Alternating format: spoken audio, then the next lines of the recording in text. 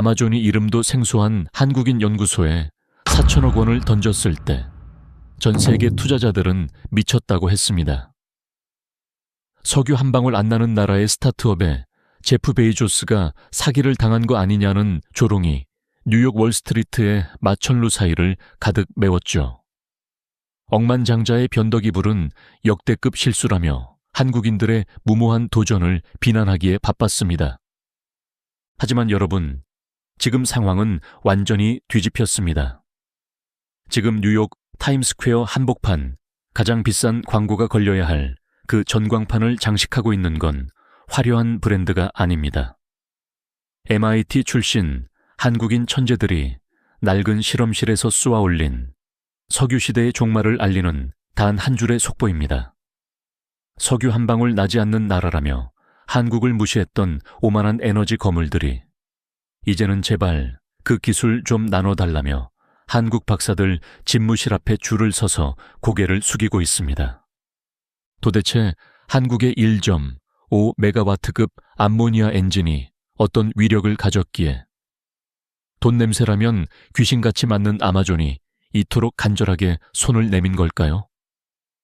강대국들의 눈치를 보며 기름 한 방울 구걸하던 자원 빈국에서 단숨에 전 세계 에너지 패권을 거머쥔 종주국으로 우뚝 선 대한민국의 위대한 반전, 그 전율 돋는 현장이 지금 공개됩니다. 저는 데이비드 로스입니다. 영국 옥스퍼드에서 에너지공학 박사 학위를 받았고 지난 25년간 전 세계 에너지 시장의 흐름을 분석하며 보이지 않는 권력을 설계해온 사람입니다. 솔직히 고백하겠습니다. 저는 한국이라는 나라를 철저히 무시했습니다. 그들이 반도체를 정교하게 만들고 자동차를 세련되게 뽑아내는 건 인정했습니다. 하지만 에너지는 전혀 다른 영역입니다. 땅을 파도 석유 한 방울 나오지 않고 가스 한 조각 나지 않는 나라가 감히 에너지 패권을 논한다. 그건 제 상식 밖의 일이었습니다. 그저 서구의 선진 기술을 가져다 쓰는 손재주 좋은 하청 국가. 그것이 제가 25년 동안 정의한 한국의 한계였습니다. 한국은 기름값 오르면 나라 전체가 흔들리는 가난한 에너지 약소국일 뿐이다. 제가 수많은 국제 컨퍼런스의 화려한 연단에 서서 입버릇처럼 하던 말입니다. 그런데 제 이런 오만한 확신이 뿌리째 흔들리는 사건이 발생했습니다. 바로 전 세계를 덮친 인류 역사상 유례없는 에너지 대재앙 때문이었습니다. 중동 정세가 요동치며 국제 유가가 배럴당 200달러를 향해 폭주하기 시작했습니다. 어제와 오늘이 다르게 치솟는 기름값 앞에 인류 문명은 비명을 질렀습니다. 에너지의 대동맥이 막히자 유럽의 공장들이 하나둘 멈춰 섰습니다. 세계 최고의 기술력을 자랑하던 독일의 화력 발전소들이 연료 부족으로 가동을 중단하자 베를린의 밤은 순식간에 차가운 암흑으로 변했습니다. 난방이 끊긴 양로원에서 노인들이 얇은 담요 한 장의 의지에 떨고 있는 모습이 뉴스 화면을 가득 채웠습니다. 그건 현실이 아닌 지옥 같은 악몽이었습니다. 차가운 입김이 번지는 거리. 런던의 지하철도 멈춰 섰습니다. 전력이 끊긴 캄캄한 터널 안에서 수만 명의 시민이 휴대폰, 불빛 하나의 의지에 탈출하는 광경은 그야말로 재난 영화의 한 장면이었습니다. 제가 사는 세상이, 우리가 누려온 문명이 이렇게나 나약한 것이었나요? 석유라는 거대한 족쇄에 묶여 한 발자국도 움직이지 못하는 인류의 모습은 비참했습니다. 세계 각국의 정상들이 모여 긴급회의를 열고 머리를 맞댔지만 대책은 없었습니다. 태양광은 구름이 끼면 무용지물이었고 수소는 운송비가 너무 비싸 엄두도 못 냈습니다. 인류는 그렇게 거대한 에너지 감옥에 갇혀버렸습니다. 그런데 그 절망적인 순간 제 책상 위에 얇은 보고서 한 장이 올라왔습니다. 표지에는 낯선 이름이 적혀 있었죠. 아머지. 그리고 그 옆에는 아주 작은 글씨로 이렇게 쓰여 있었습니다.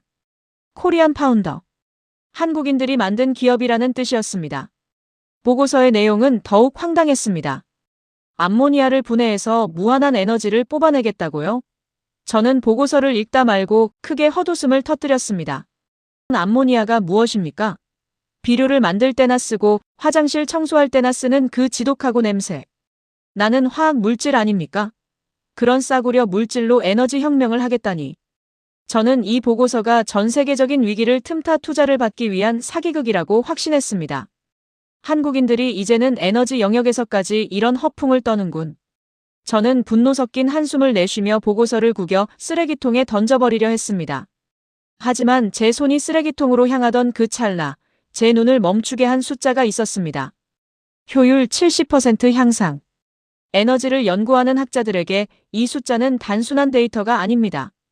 인류가 수백 년간 도전해온 물리학의 한계를 비웃는 거의 신의 영역에 가까운 수치였기 때문입니다. 정말 만약에 이것이 단 1%라도 사실이라면 인류는 더 이상 중동의 기름을 구걸할 필요가 없게 됩니다. 에너지의 역사가 한국인들의 손에서 다시 쓰인다는 뜻이었죠. 호기심을 넘어선 의구심이 저를 괴롭혔습니다. 도대체 한국인들이 무엇을 숨기고 있는 것인가? 저는 제 25년의 경력을 걸고 확인해야만 했습니다. 그렇게 저는 텍사스의 거친 황야로 향했습니다. 그곳은 100년 넘게 석유가 지배해온 땅이었습니다. 시추기들이 끝없이 고개를 까딱이며 검은 황금을 빨아올리는 그 석유의 성지에서 한국인들이 석유의 종말을 선포하고 있었습니다. 현장에 도착했을 때 제 눈앞에 펼쳐진 광경은 충격 그 자체였습니다. 거대한 트랙터와 트럭들이 줄지어 서 있었지만 엔진 소리가 들리지 않았습니다. 매연 냄새도 전혀 나지 않았습니다. 대신 낮은 웅웅거림만이 텍사스의 공기를 채우고 있었습니다. 여러분, 구독과 좋아요 해주시면 큰 힘이 됩니다. 댓글로 한국 최고라고 꼭 남겨주세요. 그 낮은 웅웅거림은 제가 평생 들어온 그 어떤 거대한 엔진의 포효보다 더 위협적으로 들렸습니다. 매연도 진동도 없이 텍사스의 뜨거운 공기를 가르는 그 기묘한 소리. 저는 홀린 듯 트랙터 앞으로 다가갔습니다. 그곳에는 옥스퍼드와 MIT의 교과서에서는 결코 볼 수 없었던, 인류가 한 번도 가보지 못한 새로운 형태의 심장이 박동하고 있었기 때문입니다. 트랙터 뒤편에 장착된 스테인리스 장치는 텍사스의 강렬한 햇빛을 받아 눈부시게 빛나고 있었습니다.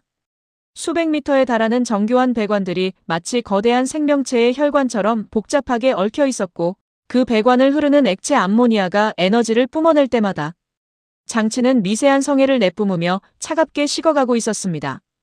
저는 그 배관의 표면을 조심스럽게 손으로 훑어보았습니다. 영하 33도의 냉기가 손끝을 타고 전해지는 동시에 등 뒤로는 텍사스의 40도 폭염이 사정없이 쏟아지고 있었죠. 이 불가능해 보이는 극단적인 온도 차이가 한 공간에서 공존하고 있다는 사실 자체가 이미 기적의 시작이었습니다. 저는 비로소 깨달았습니다. 이건 단순히 트랙터 한 대를 굴리는 실험이 아니다. 지난 100년간 전 세계를 지배해온 석유 권력의 성벽을 단숨에 무너뜨릴 거대한 공성퇴가 지금 내 눈앞에서 작동하고 있다는 사실을 말이죠. 현장에는 이미 전 세계에서 온 구경꾼들과 날카로운 눈빛의 기술 검증팀이 가득했습니다. 특히 세계 최대의 유통 공룡이라 불리는 아마존에서 파견된 엔지니어들의 움직임은 예사롭지 않았습니다. 그들은 세계 최고의 대학을 졸업하고 수조 원대의 프로젝트를 주무르던 이른바 기술 사냥꾼들이었죠. 그들은 의심 가득한 눈초리로 장치 하나하나를 훑으며 한국인 연구원들에게 쉼없는 질문의 포화를 퍼붓고 있었습니다. 암모니아의 독성 유출을 어떻게 0.01%도 없이 막았나? 이 좁은 공간에서 어떻게 즉각적인 수소 분해가 가능한가? 그들의 질문은 집요했고 때로는 공격적이기까지 했습니다. 그들 중 아마존의 수석 엔지니어인 로버트 박사는 믿을 수 없다는 듯 자신의 수치 제어 장치를 연신 두드리고 있었습니다. 그의 이마에는 송골송골 땀이 맺혀 있었고 눈은 며칠 밤을 설친 듯 충혈되어 있었습니다. 저는 그에게 다가가 슬쩍 물었습니다. 로버트, 당신 같은 냉철한 전문가가 보기에 이게 정말 4천억의 가치가 있다고 보나? 솔직하게 말해보게. 자네들도 저 한국인들의 마법 같은 허풍에 속고 있는 것 아닌가? 로버트는 잠시 대답을 망설이며 장치를 뚫어지게 쳐다보다가 떨리는 목소리로 제게 답했습니다. 데이비드, 나를 믿게. 처음엔 우리도 역대급 사기극이라고 확신했네. 그래서 우리가 직접 가져온 온갖 찌꺼기와 불순물이 잔뜩 섞인 최악의 암모니아를 저 장치에 쏟아부었지. 엔진이 터져버리거나 고장나서 그들의 허풍이 탄로나길 바라면서 말이야. 그런데 말이야. 내 눈앞에서 믿기 힘든 일이 벌어졌어. 저 작은 장치가 그 더러운 암모니아를 삼키더니 단 1초의 망설임도 없이 순수한 수소를 뽑아내더군. 그리고는 1.5메가와트의 전력을 단 1%의 오차도 없이 출력해냈네. 30년 넘게 엔진을 만져온 내 상식이 완전히 조각나버렸어. 이건 단순한 기계가 아니야. 이건 인류가 한 번도 가져보지 못한 새로운 형태의 자유이자 해방이야. 로버트의 그 고백은 오만했던 제 심장에 커다란 구멍을 뚫어놓았습니다.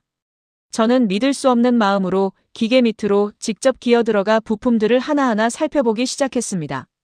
텍사스의 살인적인 폭염 속에서도 기름때 묻은 작업복을 입고 좁은 공간에서 사투를 벌이는 한국인 과학자들이 보였습니다.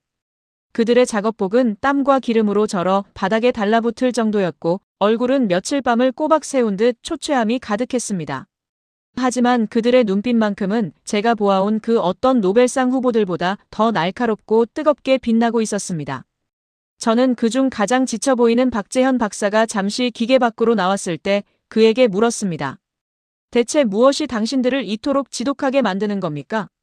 단순히 아마존이 준다는 그 엄청난 돈 때문입니까? 아니면 전 세계의 이름을 날릴 명예 때문입니까? 박 박사는 잠시 거친 숨을 몰아쉬며 얼굴에 기름때를 닦아냈습니다. 그리고는 미소를 지으며 제 눈을 똑바로 응시하며 담담하게 말했습니다. 로스 박사님, 우리는 돈을 벌기 위해 여기 온 게 아닙니다. 명예는 그 다음 문제입니다. 우리가 만약 이 기계를 돌리지 못하면 우리나라는 평생 에너지라는 보이지 않는 밧줄에 목이 메인 채 살아야 하니까요. 석유 한 방울 안 나는 나라에서 태어난 죄로 대대손손 남의 눈치를 보며 살아야 하는 그 서러움을 끝내고 싶었습니다. 우리 자식들에게는 기름값 때문에 나라 전체가 휘청이는 세상을 절대 물려주고 싶지 않았습니다. 그게 우리가 이 뜨거운 텍사스 사막에서 죽을 각오로 버티는 유일한 이유입니다. 그 단호한 목소리에 시연장의 뜨거운 열기가 한순간에 서늘한 전율로 바뀌어 제 몸을 감쌌습니다. 마침내 시연의 순간이 다가왔습니다. 박 박사가 중앙 제어 장치의 버튼을 누르자 거대한 기계 장치가 웅장하고 깊은 진동을 내며 작동하기 시작했습니다. 실시간 데이터가 표시되는 대형 전광판의 숫자가 무서운 속도로 치솟기 시작했습니다. 100kW, 500kW. 제 심장 박동도 그 숫자를 따라 함께 미친 듯이 뛰기 시작했습니다. 시연장은 숨소리조차 들리지 않을 정도로 무거운 정적이 감돌았습니다. 오직 암모니아 엔진의 낮은 웅웅거림만이 텍사스의 공기를 가르고 있었죠. 마침내 스크린에 1.5MW 전격 출력이라는 녹색 글자가 선명하게 고정되었습니다. 소도시 수천 가구가 동시에 전기를 사용할 수 있는 거대한 에너지가 전 세계가 싸구려 비료 원료라고 무시하던 암모니아에서 뿜어져 나오고 있었습니다. 현장에 있던 모든 이들이 비명을 지르며 환호했습니다. 일부 투자자들은 믿기지 않는다는 듯 무릎을 꿇고 눈물을 흘렸고 아마존의 엔지니어들은 경탄하며 자신의 장비를 재점검하느라 분주했습니다. 25년 동안 제가 쌓아온 모든 지식의 성벽이 한순간에 무너져 내리는 소리가 들렸습니다.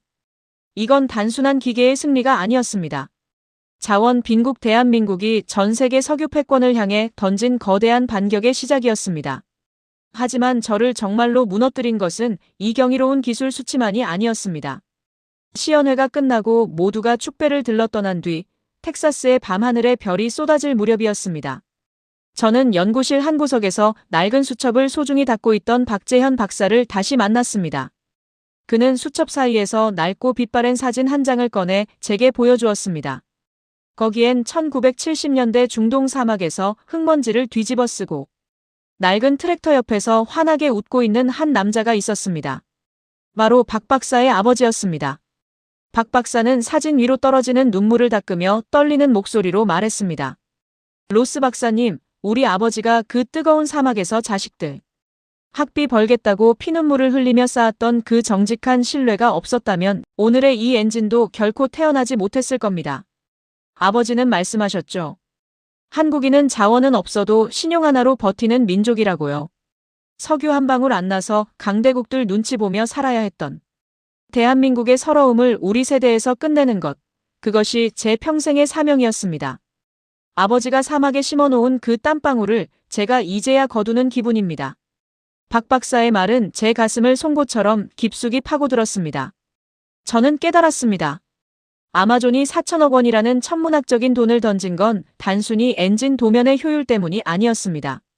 50년 전부터 아무것도 없던 땅에서 정직한 땀으로 신뢰를 쌓아 올린 한국인들의 그 지독한 집념, 그리고 자식들에게는 절대 가난을 물려주지 않겠다는 그 숭고한 역사에 베팅한 것이었습니다. 서구의 기업들은 돈으로 기술을 사려 했지만 아마존은 한국인이 가진 감독 나이테와도 같은 깊은 신뢰의 역사를 산 것이었습니다. 저 데이비드 로스는 그날 밤 텍사스의 별빛 아래에서 한국인들의 그 위대한 정신력 앞에 진심으로 무릎을 꿇었습니다. 석유를 사기 위해 고개를 숙이던 나라가 이제는 전 세계에 에너지를 나누어주는 나라가 되었습니다. 이것이 제가 목격한 텍사스의 기적이자 대한민국의 진심이었습니다. 텍사스의 그 뜨거웠던 시연 현장에서 1.5메가와트라는 경이로운 숫자가 전광판을 장식한 그 찰나, 그것은 단순히 기계가 돌아가는 소리가 아니었습니다. 그것은 지난 100년 넘게 인류 문명을 지배해온, 그리고 수많은 전쟁과 갈등의 씨앗이 되었던 석유의 시대가 마침내 종말을 고하는 장엄한 장례식의 종소리였습니다. 시연장에 모여있던 전 세계 에너지 거물들과 각국 정부 관계자들은 약속이라도 한 듯 얼어붙은 채 침묵했습니다. 그들의 눈앞에서 석유 한 방울 나지 않아 늘 서러움을 삼켜야 했던 아시아의 작은 나라가 인류의 미래를 통째로 송두리째 바꿔놓고 있었기 때문입니다. 그날 이후 세상은 미친 듯이 요동치기 시작했습니다. 텍사스 발 시연회 소식이 외신을 타고 전 세계로 퍼져나가자 뉴욕 월스트리트와 런던의 금융가는 유례없는 대공황에 빠졌습니다. 한국의 암모니아 엔진이 진짜였다. 라는 단 한 줄의 속보가 전해지자마자 전 세계 정유주들이 종이 조각처럼 폭락하기 시작했고, 반대로 한국의 조선, 화학, 정밀 기계 기업들의 주가는 천장을 뚫고 솟구쳤습니다. 돈 냄새를 맡는데 귀신 같은 전 세계 투자자들은 이제 미국 실리콘밸리가 아닌 대한민국 대전의 연구단지로 향하는 비행기 티켓을 구하기 위해 사투를 벌이기 시작했습니다. 가장 먼저 움직인 것은 오만한 태도로 한국을 무시했던 전통적인 산유국들이었습니다. 기름을 팔아줄 테니 고개를 숙이라며 으스대던 그들이 이제는 제발 한국의 암모니아 기술을 우리에게도 전수해달라며 백지수표를 들고 인천공항으로 쏟아져 들어왔습니다. 어제의 갑이 오늘의 을이 되어 한국 박사들의 처분만을 기다리는 진풍경이 벌어진 것입니다. 그들은 말했습니다. 한국이 원하는 모든 자원과 자본을 제공하겠다. 대신 우리를 이 에너지 혁명에서 소외시키지 말아달라.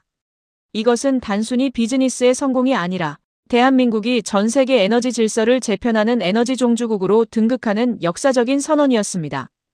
전 세계 해운 물류를 쥐고 흔드는 유럽의 거대 선박회사들도 비상이 걸렸습니다. 탄소 배출 규제라는 거대한 벽에 막혀 당장 배를 세워야 할 위기에 처했던 그들에게 한국의 1.5메가와트 암모니아 엔진은 유일한 구원줄이자 빛이었습니다. 노르웨이, 덴마크, 그리스의 선주들은 한국의 조선소로 달려와 애걸하듯 주문서를 내밀었습니다. 기존에 주문했던 디젤배는 위약금을 물고서라도 다 취소하겠다. 제발 암모니아 추진선을 가장 먼저 만들어달라. 가격은 당신들이 부르는 게 값이다. 전 세계 바다의 패권이 유럽에서 다시 대한민국 울산과 거제의 도크로 옮겨오는 장엄한 광경을 저는 목격했습니다. 저는 이 거대한 변화의 흐름을 기록하기 위해 다시 한국을 찾았습니다. 대전의 연구소 입구에는 전 세계에서 몰려든 수천 명의 구직자와 외신 기자들로 인산인해를 이루고 있었습니다. 하버드와 스탠퍼드, 옥스퍼드 출신의 수재들이 제발 이곳에서 인턴이라도 하게 해달라며 이력서를 들고 줄을 서 있는 모습은 제 30년 분석가 인생에서도 단 한 번도 본 적 없는 기적 같은 광경이었습니다. 연구소 내부에서 만난 김도윤 박사는 여전히 기름때 묻은 작업복을 입고 있었지만 그의 위상은 이미 전 세계 에너지 시장의 황제나 다름없었습니다. 제가 김 박사에게 물었습니다. 이제 전 세계의 거물들이 당신 앞에 고개를 숙였습니다. 돈과 명예를 모두 거머쥐었는데 기분이 어떠십니까? 김 박사는 창밖에서 휘날리는 대한민국 국기를 한참 동안 바라보더니 담담하게 대답했습니다. 로스 박사님, 기분보다 무거운 책임감이 앞섭니다. 우리는 그동안 석유가 없어서 울어야 했던 수많은 에너지 약소국들의 고통을 누구보다 잘 압니다. 이제 그들에게 에너지가 권력이나 무기가 아닌 누구나 공평하게 누릴 수 있는 권리가 되는 세상을 선물하고 싶습니다. 그것이 대한민국이 전 세계에 보여줄 진짜 기술의 품격입니다. 그의 말에는 승리자의 오만함이 아닌 새로운 시대를 이끄는 진정한 리더의 묵직한 사명감이 서려 있었습니다. 진짜 반전은 그 다음이었습니다.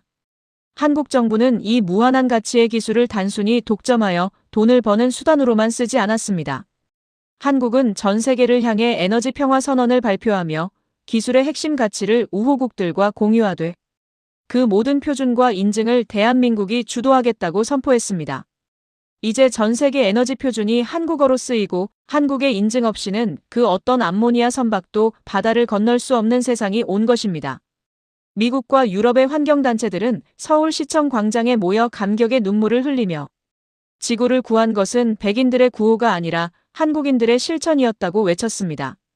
전 세계 초등학교 교과서에는 이제 석유의 역사 옆에 한국인 박사들의 이름과 대한민국이라는 이름이 가장 큰 글씨로 기록되기 시작했습니다.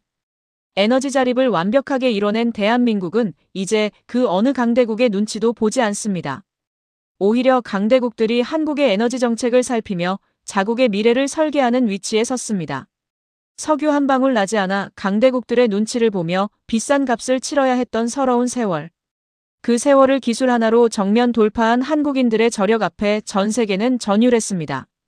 800조라는 거대한 자본의 유혹조차 단칼에 거절하며 오직 우리 국민의 자존심과 다음 세대의 미래를 선택했던 그들의 결단이 오늘날 대한민국을 지구상에서 가장 강력한 에너지 패권국으로 만들었습니다.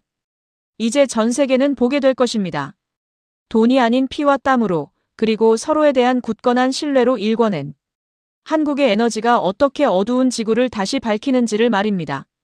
저는 서울의 거리를 걸으며 한강 너머로 지는 석양을 바라보았습니다. 이제 이 도심의 찬란한 불빛을 밝히는 것은 머나먼 중동의 기름이 아닙니다. 바로 한국인들의 머리와 손끝에서 탄생한 세상에서 가장 깨끗하고 강력한 우리만의 에너지입니다. 이것은 단순히 기계의 승리가 아닙니다. 자원 빈국이라는 숙명을 거부하고 스스로 운명의 주인이 된 한 민족의 위대한 대서사시입니다. 30년 차 분석가인 저는 확신합니다. 오늘 우리가 확인한 이 기술은 단순한 발명이 아니라 대한민국이 전 세계를 향해 선포한 찬란한 에너지 주권 선언서였다는 것을 말입니다. 대한민국은 이제 더 이상 에너지를 구걸하지 않습니다.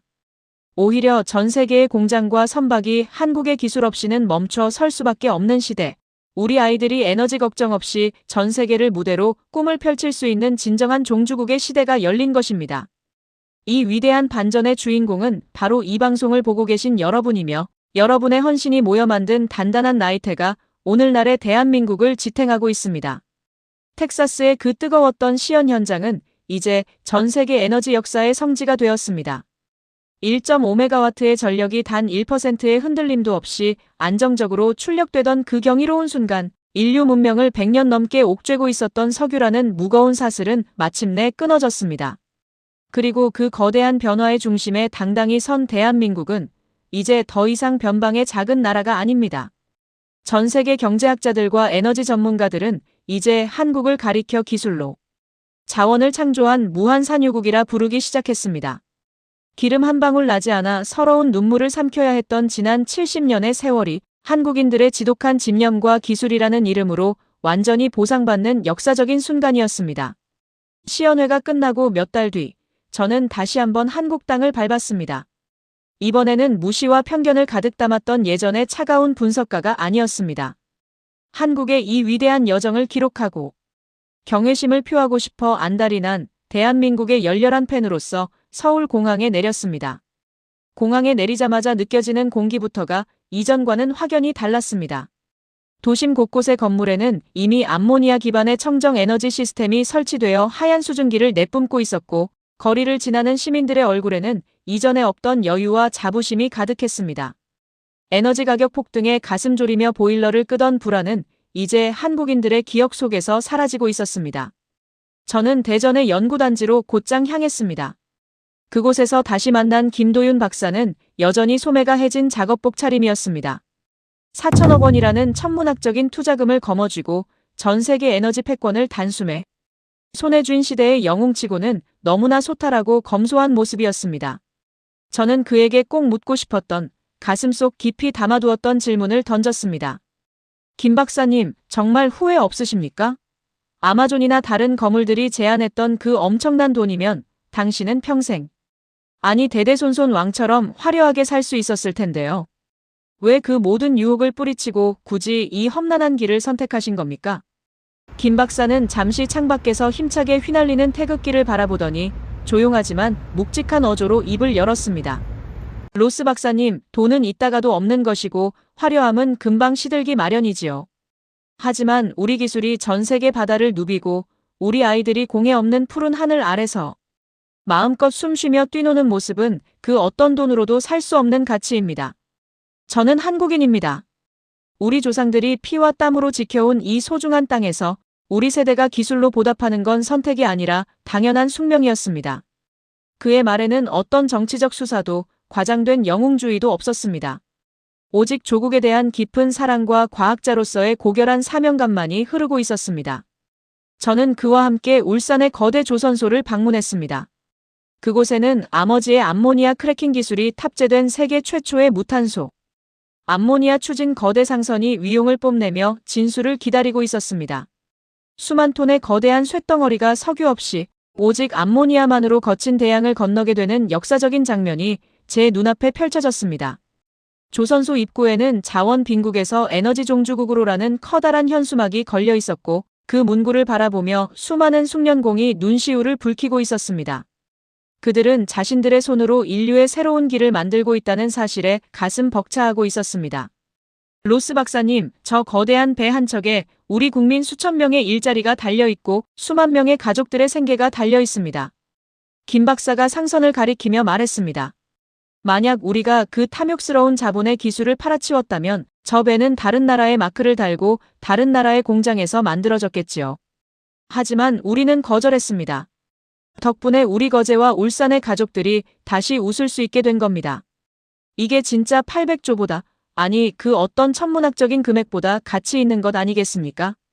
저는 가슴이 꽉 막혀오는 것을 느꼈습니다. 서구의 경제 논리와 이익 계산으로만 세상을 바라봤던 제 자신이 얼마나 옹졸하고 부끄러웠는지 다시 한번 뼈저리게 깨달았습니다.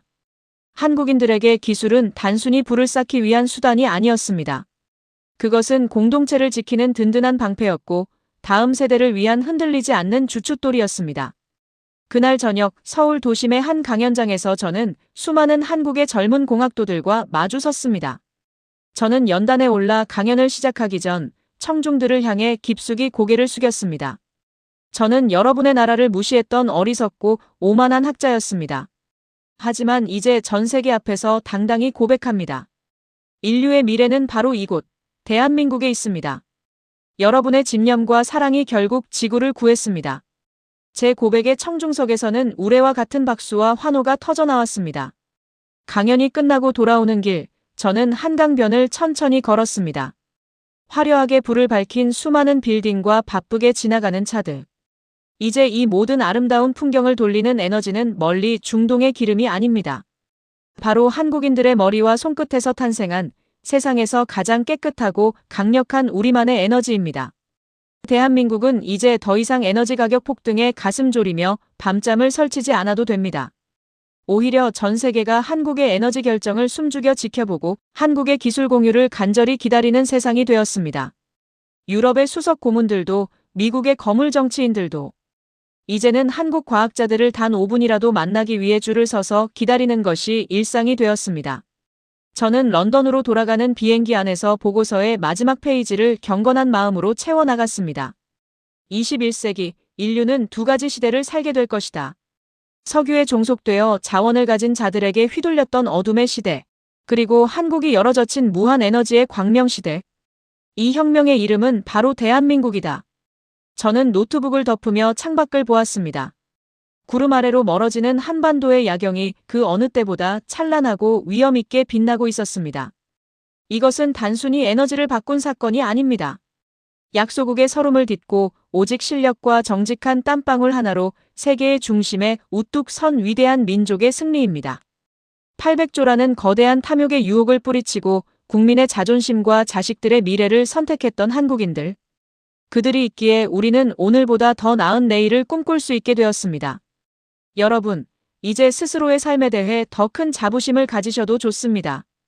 대한민국은 이제 전 세계를 먹여 살리는 에너지의 심장이며 미래를 설계하는 설계자입니다.